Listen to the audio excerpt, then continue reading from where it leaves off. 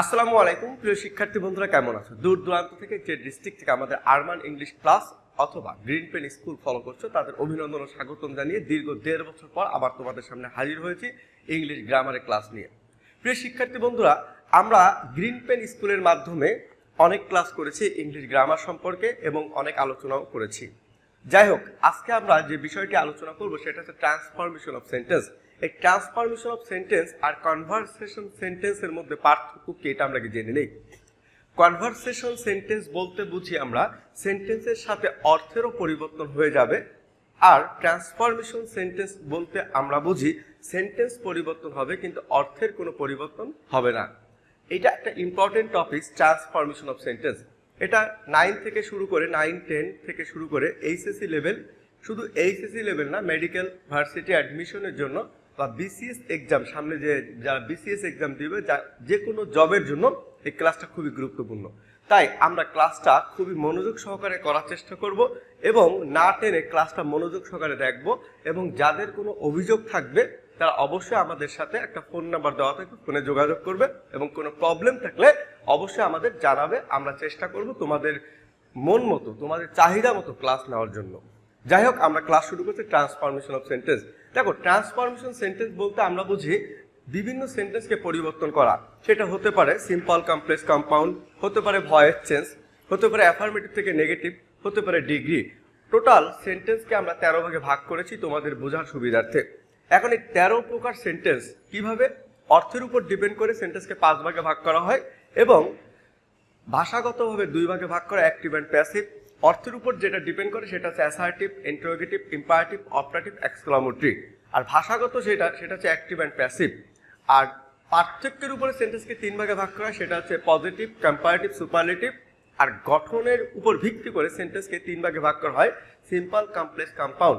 Total 13 প্রকার sentence. আমরা আমাদের দৈনন্দিন যে কথা বলি, এটা বিভিন্ন সেন্টেন্স বা বাক্যে কথা বলি। সেই বাক্যগুলো হতে পারে সিম্পল, হতে পারে ডিগ্রি, হতে পারে ভয়েস, অ্যাক্টিভ, প্যাসিভ, হতে পারে affirmative, negative, interrogative, operative, exclamatory.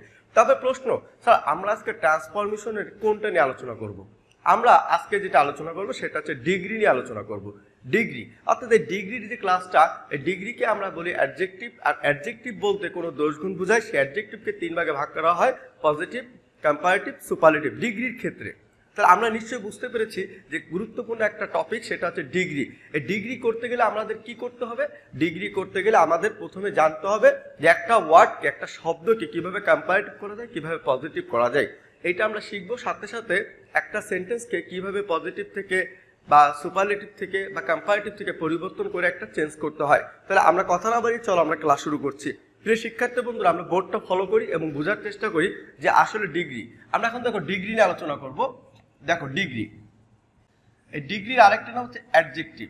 দেখো ডিগ্রির আরেকটা নাম কি? অ্যাডজেক্টিভ। তাহলে ডিগ্রি মানে পজিটিভ, কম্পারেটিভ, সুপারলেটিভ। এই ডিগ্রিকে আমরা করতে গেলে ডিগ্রির আমরা আরেকটা নাম দিলাম অ্যাডজেক্টিভ। এখন মনে রাখবে, ডিগ্রি যে অ্যাডজেক্টিভ, এই অ্যাডজেক্টিভের পরে সবসময় কিন্তু নাউনের একটা ব্যবহার আসে। অর্থাৎ আমরা ডিগ্রি অ্যাডজেক্টিভকে 3 ভাগে ভাগ করি। ডিগ্রিকে 3 ভাগে ভাগ করি। 1 নম্বরে পজিটিভ ডিগ্রি, খেয়াল করো, POSITIV, পজিটিভ। 2 নম্বর হচ্ছে কম্পারেটিভ, COMPARATIV, কম্পারেটিভ।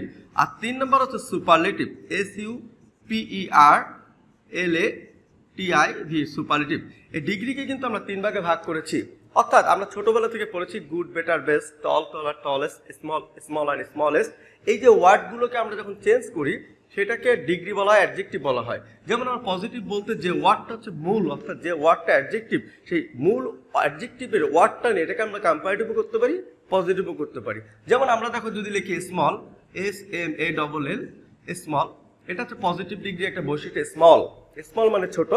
আর এখানে যেটা আমরা যখন কম্পারেটিভ করবো তখন আমরা লিখবো স্মলার, SMALL, স্মলার।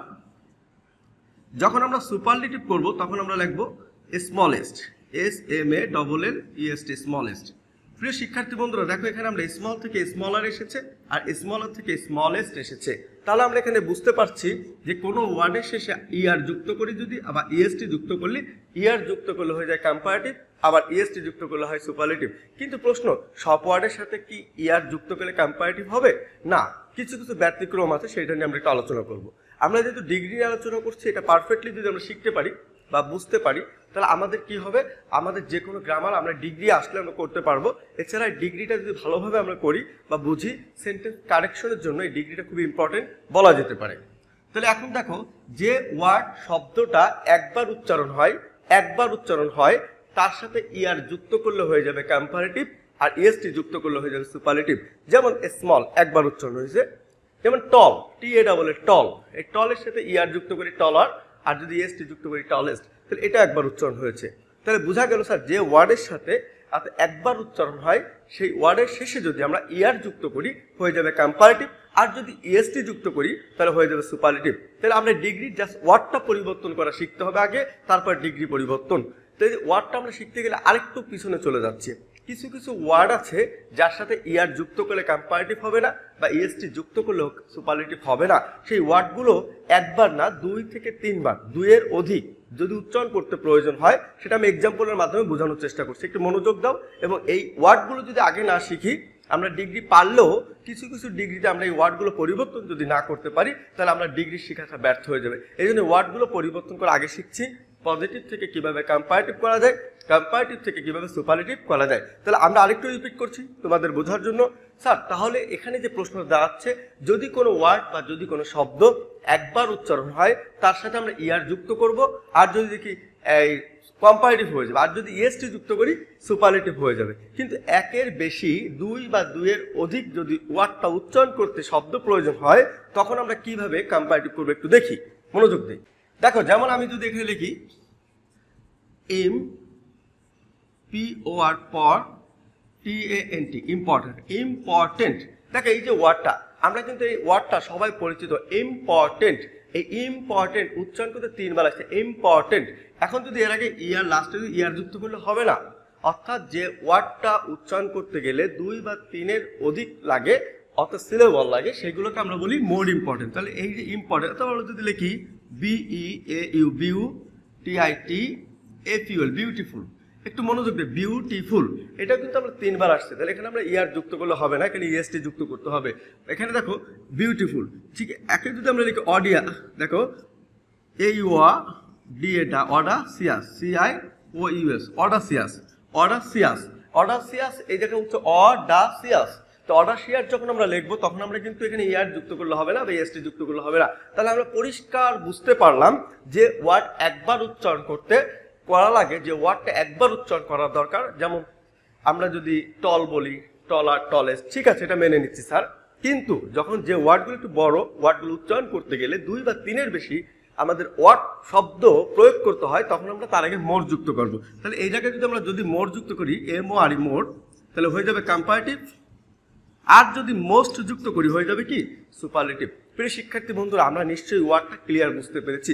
আর কিছু কিছু ওয়ার্ড আছে যে ওয়ার্ডগুলো কিন্তু রুলসের বাইরে, নিয়মের বাইরে, সেই ওয়ার্ডগুলো আমাদের মুখস্থ করতে হয়। তারপরও আমি তোমাদের যেটা ক্লিয়ার করব, আমরা আপাতত যেটা শিখছি সেটাই ক্লিয়ার করি। তো এইটা আমরা ক্লিয়ার করছি যে ওয়ার্ডটা কিভাবে পরিবর্তন করতে হয়। এখন আমরা যে মূল আলোচনায় আসব, কিভাবে একটা সেন্টেন্সকে, একটা সেন্টেন্স থাকবে, এটা কিভাবে পজিটিভ করবো। এখন আমরা যেটা শিখবো, শুধু পজিটিভ কিভাবে করতে হয় সেটা নিয়ে আমরা আলোচনা করব। ক্লিয়ার না? আমরা মনোযোগ সহকারে ফলো করি। দেখো প্রিয় শিক্ষার্থী বন্ধুরা, কিভাবে পজিটিভ করতে হবে, অর্থাৎ যে ডিগ্রিটা কম্পারেটিভ থাকুক বা সুপারলেটিভ থাকুক, এটা পজিটিভ কিভাবে আমরা করব। আমরা একটু মনোযোগ সহকারে ক্লাসটা করবো। একটা এক্সাম্পলের মাধ্যমে আমরা ক্লিয়ার বুঝতে পারবো যে কোনো পজিটিভ ডিগ্রি আমরা কিন্তু সলভ করতে পারি। তাহলে এক্সাম্পলটা ফলো করি, খেয়াল করুন।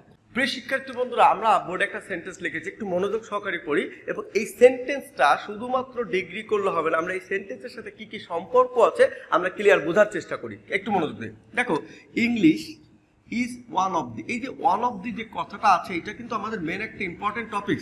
ওয়ান অফ দি, অর্থাৎ এই যে ওয়ান অফ দি যে শব্দটা আছে, ওয়ান অফ দির পরে যারা মেডিকেলে পরীক্ষা দিবে বা সেন্টেন্স কারেকশন করবে, বা যারা বিসিএস এক্সাম দিবে, বা যারা ইন্টার পরীক্ষা দিবে, খুবই মনোযোগ সহকারে দেখো, এখানে পার্টস অফ স্পিচ একটা গুরুত্বপূর্ণ ভূমিকা আছে।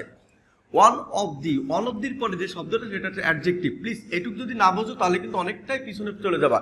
অর্থাৎ ওয়ান অফ দির পরে যে শব্দটা থাকে সেটাকে আমরা অ্যাডজেক্টিভ বলি, আর অ্যাডজেক্টিভের পরে নাউনের কাজ।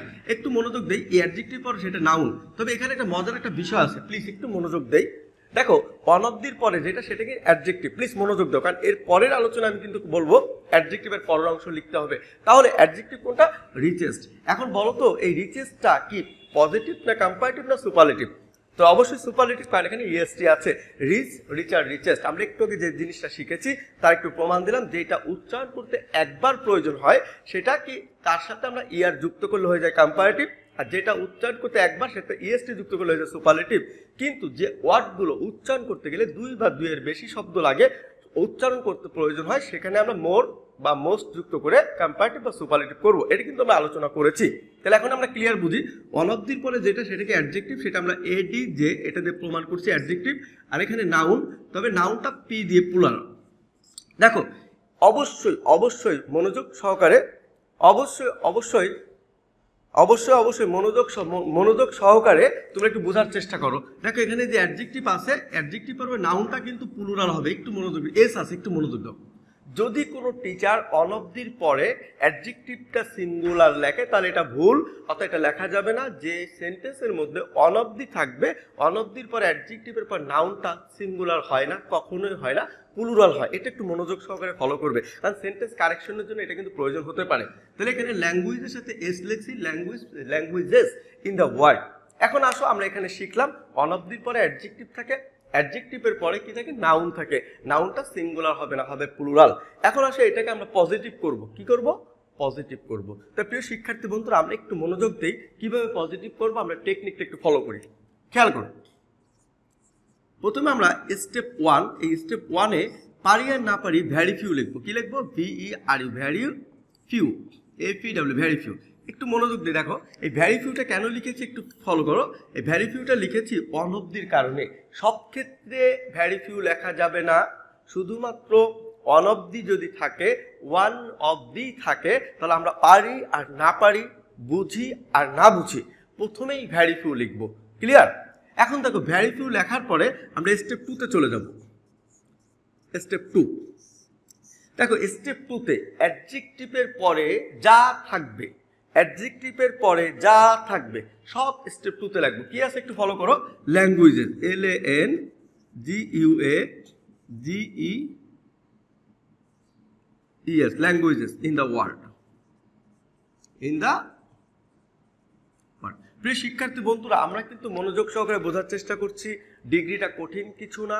যদি কোনো সেন্টেন্সে ওয়ান অফ দি থাকে, পজিটিভ যদি করতে বলা হয়, আমরা প্রথমেই লিখবো very few. Clear? Very few লেখার পরে অ্যাডজেক্টিভের পরে যত বড় সেন্টেন্স থাকুক, একটা প্যাসেজ থাকুক, সব চলে আসবে। কি আছে? Languages in the world. তোমাদের কাছে আমাদের একটা প্রশ্ন, এই ল্যাঙ্গুয়েজটা এটা কি নাউন অ্যাডজেক্টিভ? এটা অবশ্যই নাউন। আর নাউনের পরে আমরা কিন্তু জানি একটা সেন্টেন্সের মূল হচ্ছে সাবজেক্ট, তারপর হচ্ছে ভার্ব। অর্থাৎ এই যে নাউনটা আছে, এই যে পুরোটা নাউন, এখানে দেখো নাউন যেহেতু আছে, এরপরে একটা ভার্ব বসবে। কি বসবে? ভার্ব বসবে। অর্থাৎ নাউনের পরে ভার্ব বসে একটা সেন্টেন্সের প্রথম মূল স্ট্রাকচার হচ্ছে সাবজেক্ট। সাবজেক্ট নাউন হতে পারে বা প্রোনাউন হতে পারে, আর সাবজেক্টের পরে ভার্বের কাজ। এখন এই পুরো সেন্টেন্সের মধ্যে ভার্ব কোনটা একটু ক্লিয়ার বলো তো? ভার্ব কিন্তু ইজ। এখন ইজটা আর হয়ে যাবে। কি হয়ে যাবে? AR। খেয়াল করে একটু মনোযোগ দাও। আর কেন স্যার? কারণ এখানে সিঙ্গুলার থাকলে প্লুরাল, কারণ কি ল্যাঙ্গুয়েজ কিন্তু একটা না, ল্যাঙ্গুয়েজের সাথে এস যুক্ত করার কারণে নাউনটা অনেকগুলো হয়ে গিয়েছে। যদি ওয়াজ থাকতো আমরা ওয়ার লিখতাম, যদি হ্যাভ থাকতো আমরা হ্যাভ লিখতাম। অর্থাৎ আমরা সিঙ্গুলার থাকলে প্লুরাল করবো, কারণ নাউনটা যেহেতু প্লুরাল, ভার্বটা প্লুরাল হবে। আমরা নিশ্চয়ই ক্লিয়ার বুঝতে পেরেছি। এখন দেখো আমরা স্টেপ 3-তে যেটা করব, স্টেপ 3, দেখো আমরা এখানে মনোযোগ দেবো অ্যাজ ডট ডট অ্যাজ। যেহেতু পজিটিভ করছি, পজিটিভ মানে যে কোনো অ্যাডজেক্টিভের মূল যে অ্যাডজেক্টিভটা তার আগে এবং পরে অ্যাজ ডট ডট অ্যাজ, মাঝখানে একটা অ্যাডজেক্টিভ বসাবো। এখানে মূল অ্যাডজেক্টিভ ছিল কিন্তু রিচ। তাহলে আমরা এখানে রিচ থেকে রিচার আসছে, রিচ, দেখো রিচ, অ্যাজ রিচ অ্যাজ। যদি দেখতো টলেস্ট থাকতো টল লিখতাম, যদি বিগেস্ট থাকতো বিগ লিখতাম। তাহলে বোঝা গেল যে মূল যে অ্যাডজেক্টিভ, সেই অ্যাডজেক্টিভ থেকে কম্পারেটিভ কিভাবে করব, সুপারলেটিভ কিভাবে করব। তো কম্পারেটিভ আসবে না, সুপারলেটিভও আসবে না। তাহলে আমরা কি করছি? রিচ লিখছি। এখানে যদি রিচেস্ট আছে, রিচ লিখছি। যদি আমাদের এখানে থাকতো মোস্ট পপুলার, তাহলে আমরা শুধু পপুলারই লিখতাম। তাহলে অ্যাজ রিচ অ্যাজ। তাহলে আমরা নিশ্চয়ই বুঝতে পেরেছি। এখন তোমরা অঙ্কের মতো, অর্থাৎ অঙ্ক যেভাবে করেছো সেইভাবে আমরা করব। আমরা কি পেয়েছি? Very few. তার মানে এই লাল কালি দেখছি, দেখো ভ্যারি ফিউ, ভ্যারি ফিউ। তারপর কি এসেছে? Language, LANGUA, languages in the world, in the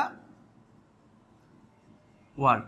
আর যা যা পেয়েছি সেগুলো আর as rich RICH as rich as, বাকি থাকে কি ইংলিশ, তাহলে আমরা ইংলিশ লিখব ENGLIS ইংলিশ। তাহলে প্রিয় শিক্ষার্থী বন্ধুরা পজিটিভ একেবারে সহজ একটা জিনিস আমরা ক্লিয়ার প্রমাণ করলাম, বুঝতে পারলাম অল বিশ্বে যত পজিটিভ আছে ওপেন চ্যালেঞ্জ করলাম তোমাদের মাঝে, অল অফ দি থাকলে অল বিশ্বের যত প্রশ্ন আছে সব কিন্তু পজিটিভ করতে পারবা, কিন্তু শর্ত কি ওয়ান অফ দি থাকলে কিন্তু এই নিয়মটা ফলো করবা, অল অফ দি না থেকে যদি দি থাকে তখন কিন্তু আমরা ভেরি ফিউ লিখতে পারবো না।